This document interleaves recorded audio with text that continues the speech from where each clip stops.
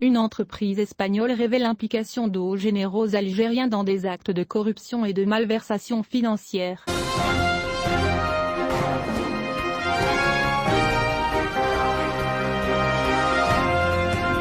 Le journal El Confidencial a révélé que le groupe Villar, une holding espagnole active dans divers secteurs économiques, notamment le secteur de l'énergie et de l'agriculture, est détenu par l'homme d'affaires espagnol Juan Miguel Villar, aurait versé 12 millions de dollars de pots de vin à de hauts responsables militaires algériens et à d'autres autorités. À cet égard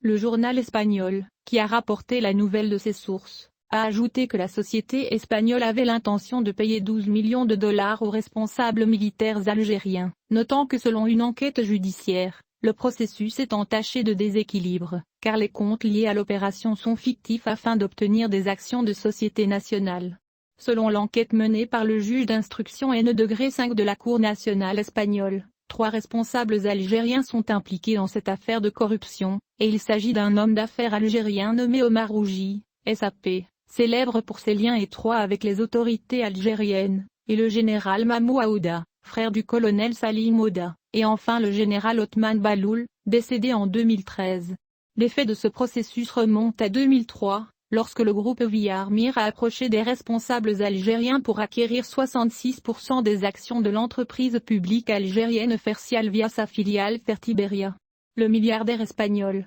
Juan Miguel Villar Mir, a dénoncé le gel des comptes de la société Fercial par les autorités algériennes pendant plusieurs mois sans justification claire, une mesure qui, selon lui, a entraîné l'incapacité de payer les salaires des travailleurs et employés, ni d'acheter la matière première et de payer les cotisations des fournisseurs, soulignant que les employés et les travailleurs doivent actuellement à l'entreprise 12,3 millions de dollars en salaires résiduels. Il accuse les autorités algériennes de l'avoir empêché de transférer des bénéfices à l'entreprise estimés à 14,8 millions de dollars, environ 2000 milliards de centimes, en plus de refuser des licences d'exportation des produits Fercial, dont les activités reposent à 80% sur l'exportation à l'étranger. Il a déclaré qu'en raison de l'impasse à laquelle elle est confrontée, la société Fercial a subi des pertes d'environ 100 millions de dollars de chiffre d'affaires et que sa relation avec le complexe J a été endommagée.